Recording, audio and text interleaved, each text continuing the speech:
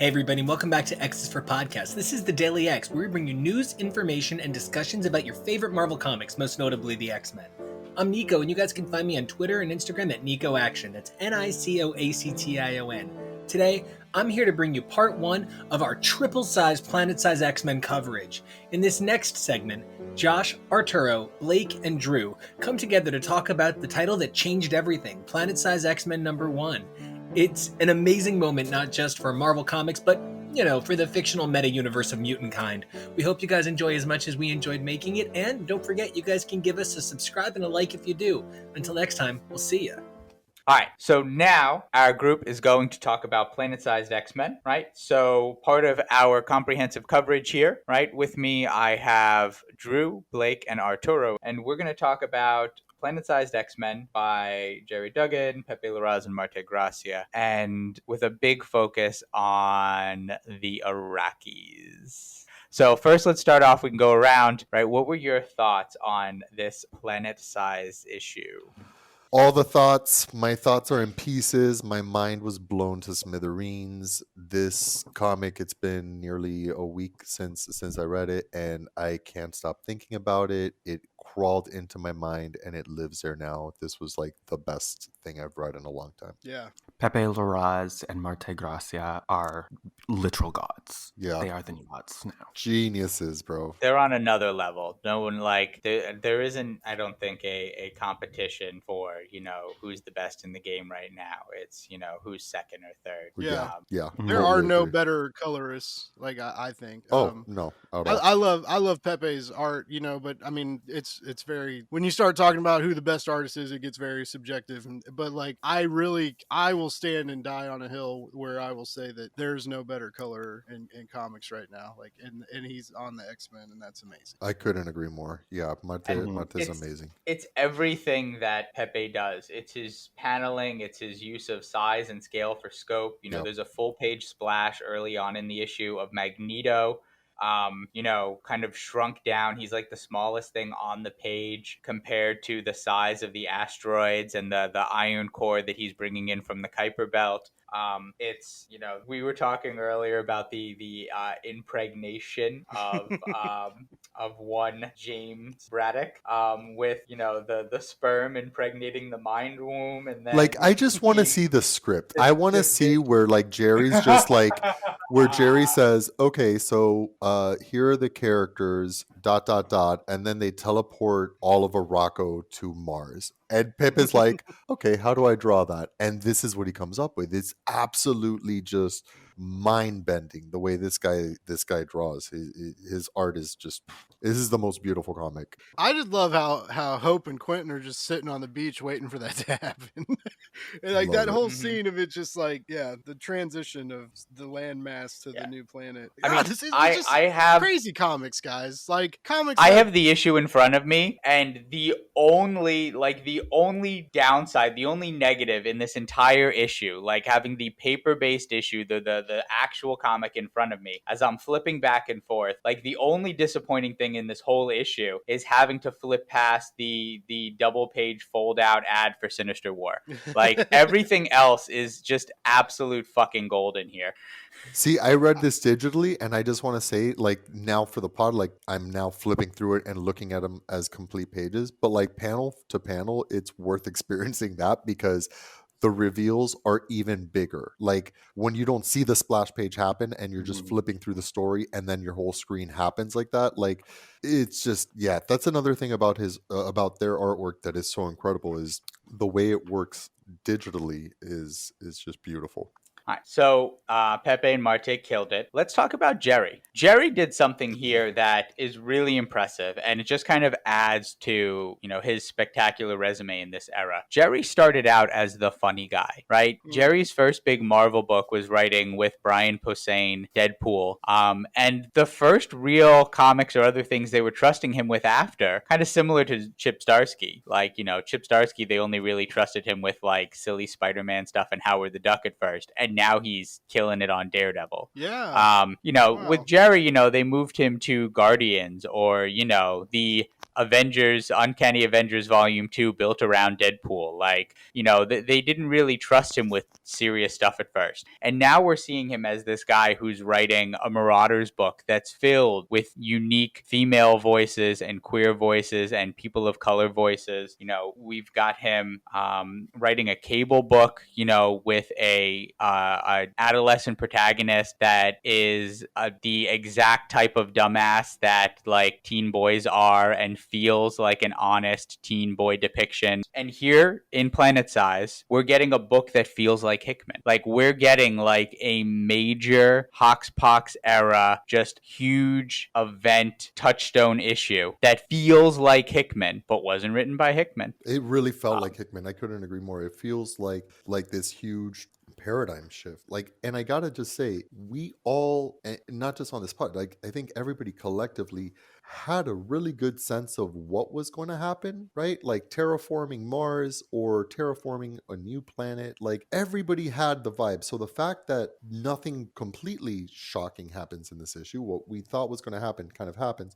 It happens on another level, like that it does absolutely blow your mind. Like we're on Mars now. We all kind of saw that coming. Nobody ever dreamed that it would be like this. Not at this scope, not at this scale. We're on Galm. Yeah, Galm. I was really waiting for them to rename Mars Galm just to like kind of go back and tie into the fuck up from, the Hickman acknowledged in House of X1 that, there was supposed to be a door in the background that had the word Mars written on it, a Krakoan gate that had the word Mars coded on it, and they screwed up the letters because they were just getting started with the Krakoan alphabet and they accidentally wrote Galm. I would have loved them to rename Mars Galm just to kind of tie into that. But like, I know everybody's been nervous kind of about, or not everybody, but there's a big shift in the creative teams coming, like Hickman's going to do something else and Jerry's taking over X-Men and leaving Marauders is, I think, what is the nervous part is like, where's Marauders going to go? How's it going to fit in? And how's it going to continue? But how nice is it to get technically like an in-between issue? If this happened like every single time, like a creative team changes and you could just drop this issue to just let you know, like, hey, this book is in a really safe and good place. Like this book is in good hands. Like as soon as you read this, you're like, yes, Jerry's writing X-Men. Like he has to write it. He has like, this makes total sense. And it's just like, you don't get that in comics a lot. It's just like this, like if you get really attached to a run, it'll end. And then you kind of like wait for an announcement and then you get an announcement and then you don't really know. And sometimes even when great writers take over a run, it can take a few issues to get rolling. But that's not what happens now. Like we get Planet Size X-Men and you just know, like, it's in your heart, it's in your blood, it's going through your veins. You're just like, yep, X-Men's in the right place. I haven't felt that in a while in the whole Dawn and Rain deal. Like I haven't felt that security. This is a book that has focused on a lot of characters here. It utilizes, nearly all the Omegas, with a special call out to the fact that Franklin Richards was supposed to be here, but now he's a pretender.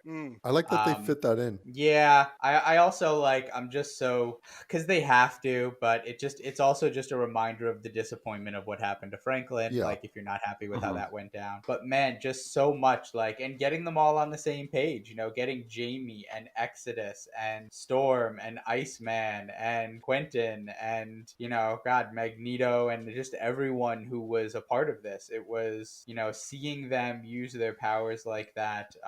And then obviously the big bringing in the Iraqis, right? So that we get 4 specific Iraqan characters, right? We see that Iska, the unbeaten, my queen, is the new queen. Remains unbeaten. Yep, and is playing the Xavier role in their Loud Council, or I don't remember what it's called. The Great Ring. Their Loud Council.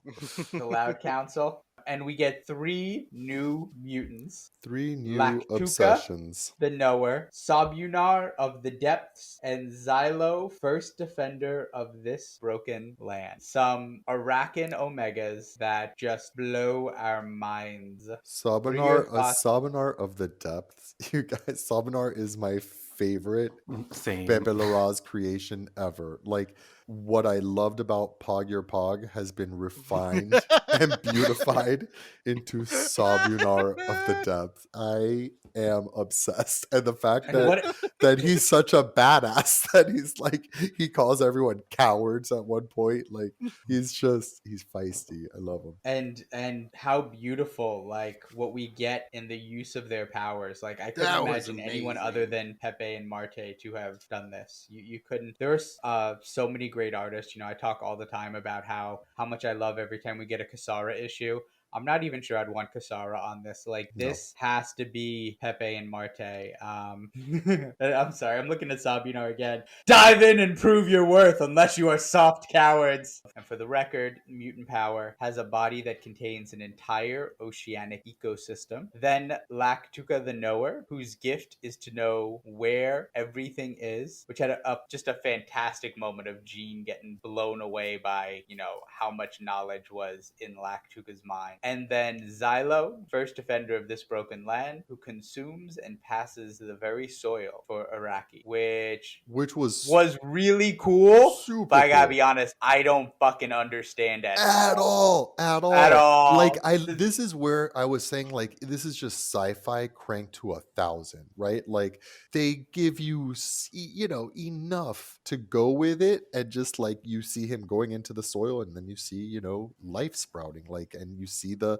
the helpful little scientific diagrams or whatever, and yeah, somehow he's creating life and bacteria and plants and insects, and like, And it was good they did Xylo last, because they had earned enough trust along the way in this amazing issue yeah, that by that point we're just like, yeah, I'll go with anything. I'll go buy with whatever that. you're selling. I'll buy it. I don't. Yeah, no complaints. You can just wing it on one of them. That's cool. Yeah, that was super cool. And just like, again, Pepe's mind, like, you've got this huge, like, grub worm looking character, and then all of a sudden he just like turns into these, millions of little like filaments and threads. Like, that's not an obvious thing, like that's not like, how do you get there mentally? It's so cool. There's gonna be a Red Lagoon. There's going to be a Red Lagoon, yes.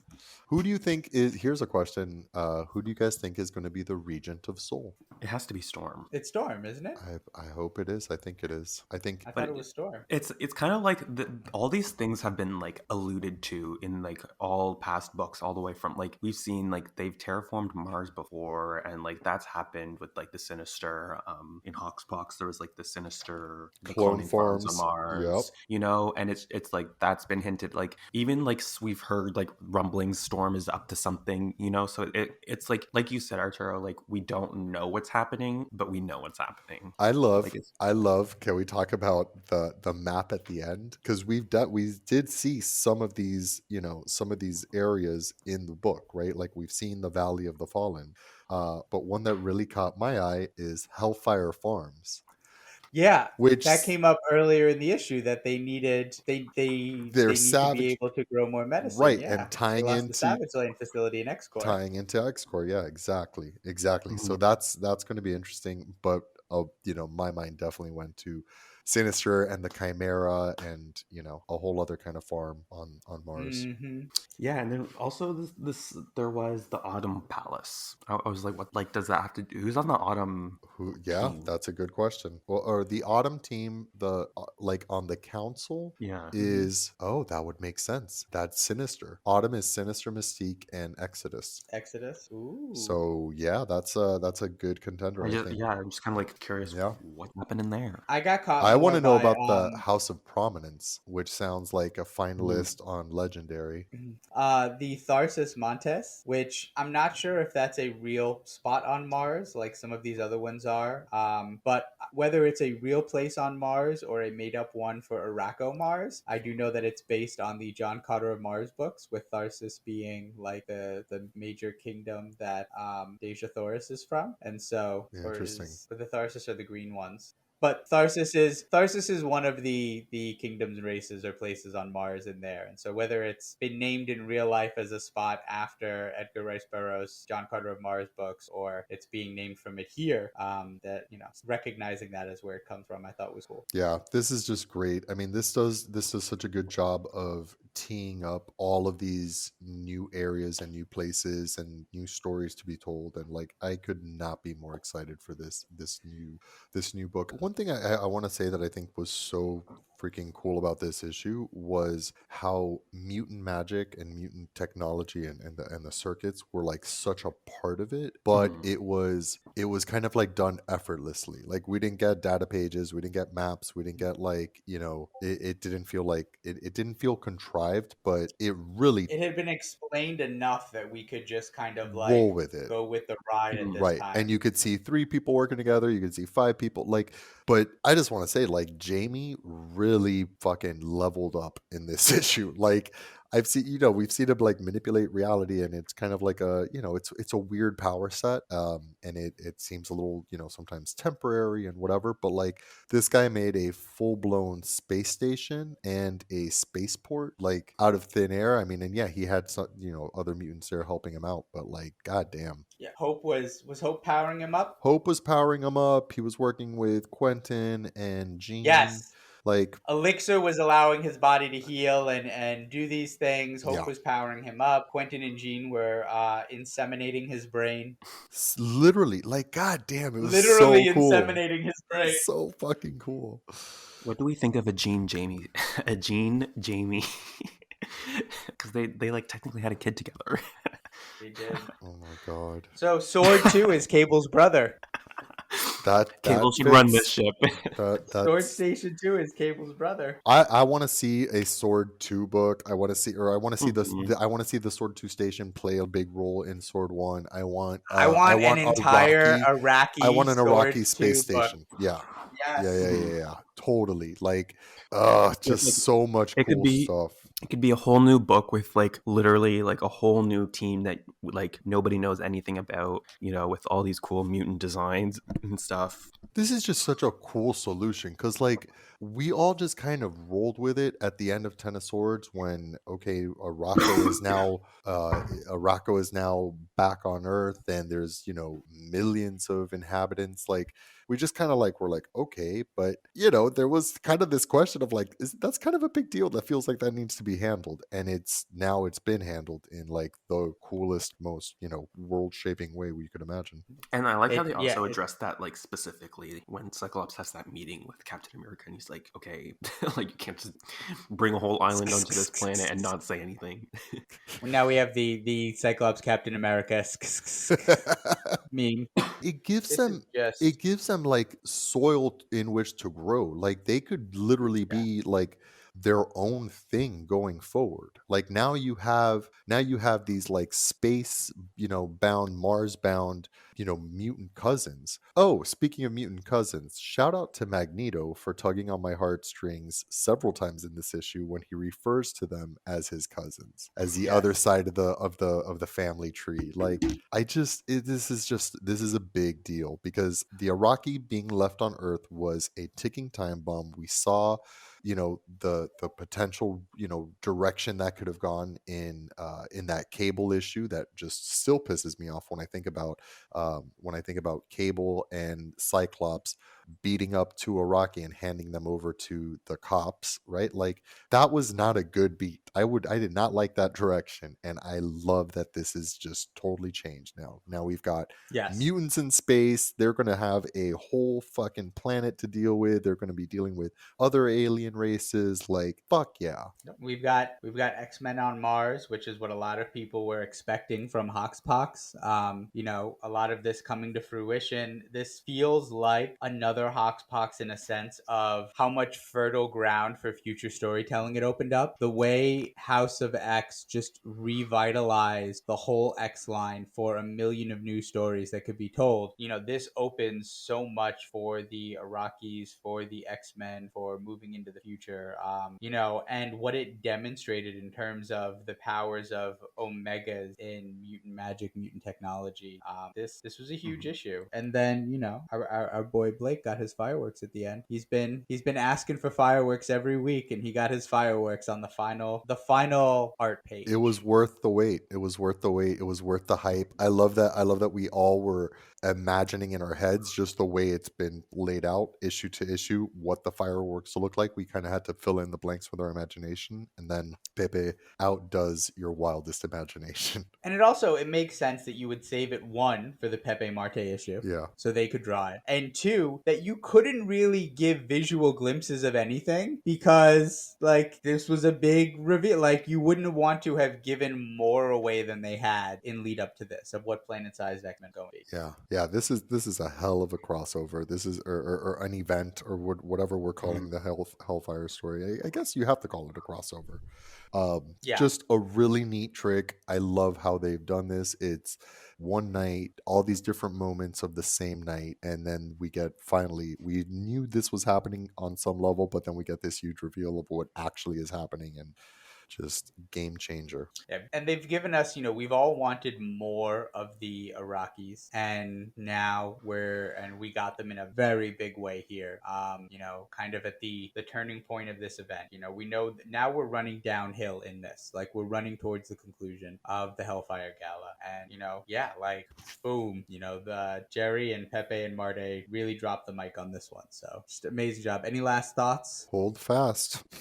I think this is Jerry's best book so far in the X-Men series. Like, this was my favorite book by him, including like Marauders and Cable and that. It was just like, the whole issue I thought was really great. Everything. Not only his best, but a trick I haven't seen him do. Like, this is a side of him that like I just wasn't really expecting. I didn't know what to expect. I mean, I'm optimistic for the new book for sure, but like I didn't know this was going to be this, and it just blew my fucking mind away. More of this in X-Men, please. Hell yeah. Please. More, please, always.